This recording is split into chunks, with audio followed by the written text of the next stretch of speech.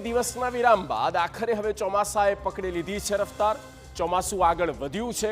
આગામી 24 થી 48 કલાકમાં ચોમાસું મુંબઈમાં એન્ટ્રી કરી દેશે, જે પછી આપણા ગુજરાતમાં 27 થી 30 જૂન વચ્ચે ચોમાસાની થઈ શકે છે શ્રી ગણેશ। આ વર્ષે નબળા ચોમાસાની આગાહી છે। એટલું જ નહીં, જૂન મહિનામાં સૌથી ઓછો થયો છે વરસાદ।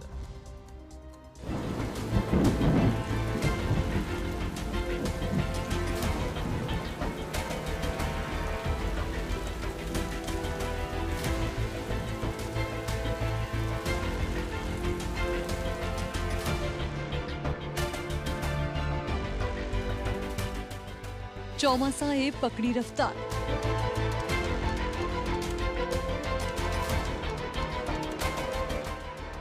13 દિવસના વિરામ બાદ આગળ વધ્યું ચોમાસું।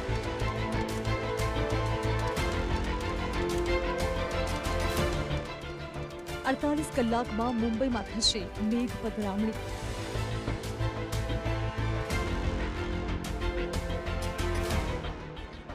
સત્યાવીસ થી 23 જૂનની વચ્ચે ગુજરાતમાં થશે દસ્તક।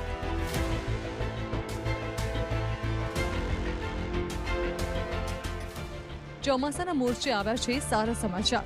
13 દિવસના લાંબા વિરામ બાદ આખરે ચોમાસું આગળ વધ્યું છે। હવે ચોમાસું મુંબઈની ખૂબ જ નજીક આવી ગયું છે।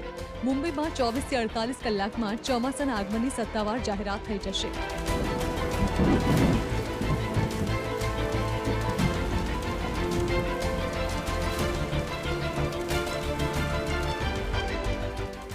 મુંબઈમાં વરસાદની એન્ટ્રી થઈ ચૂકી છે। મુંબઈમાં વરસાદને લઈને આઈએમડીએ યલો એલર્ટ જાહેર કર્યું છે। મુંબઈ સહિતના શહેરોમાં વરસાદ વરસ્યો છે। દાદર, બાંદ્રા, મલાડ, કાંદિવલી, બોરીવલી સહિતના વિસ્તારોમાં વરસાદ પડ્યો છે। કેટલાક સ્થળે ભારે વરસાદના કારણે પાણી ભરાયા છે। ઈસ્ટર્ન એક્સપ્રેસ હાઈવે પર પાણી ભરાયા છે। હાઈવે પર પાણી ભરાતા વાહન ચાલકોને હાલાકીનો સામનો કરવો પડ્યો હતો। મુંબઈમાં ભારે પવન સાથે વરસાદની હવામાન વિભાગે આગાહી કરી છે।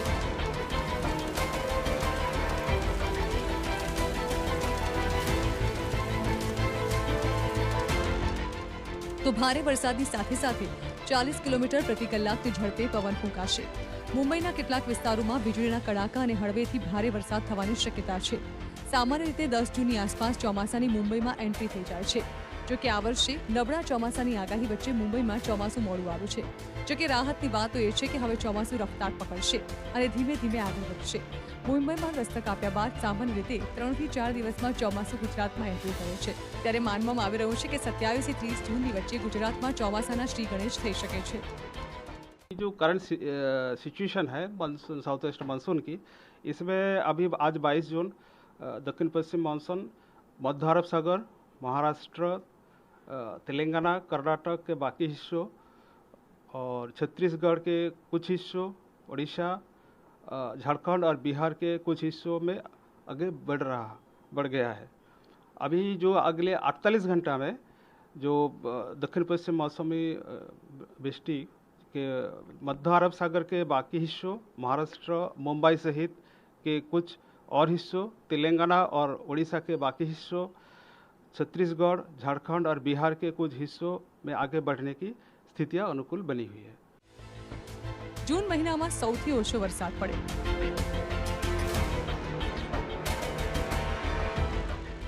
ગુજરાતમાં અત્યાર સુધી 76% છે ઘટ।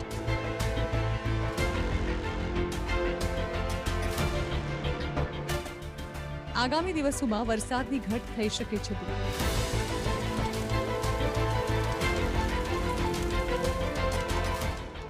ગુજરાતમાં આ વર્ષે નબળા ચોમાસાની આગાહી છે। એટલું જ નહીં, અત્યાર સુધી ચોમાસાએ સત્તાવાર રીતે એન્ટ્રી પણ નથી કરી।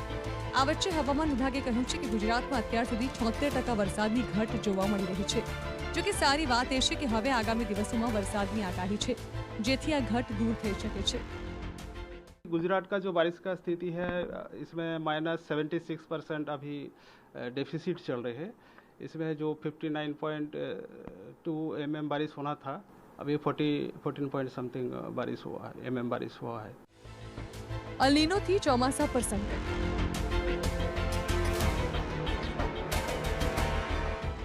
126 વર્ષના ઇતિહાસમાં સૌથી ઓછો વરસાદ।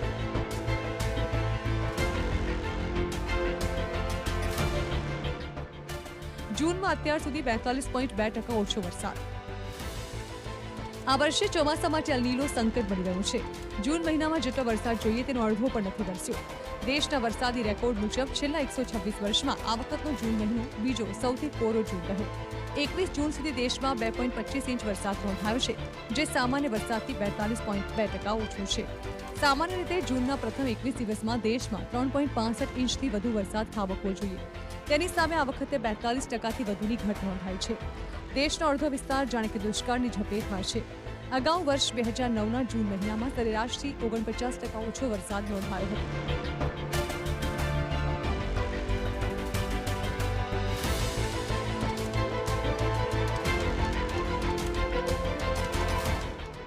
આમ ચોમાસાએ હાલ રફતાર તો પકડી છે, પરંતુ જો આગામી દિવસોમાં જોઈએ એટલો વરસાદ નહીં આવે તો સ્થિતિ ખૂબ જ ખરાબ થઈ શકે છે. Bureau report, TV9.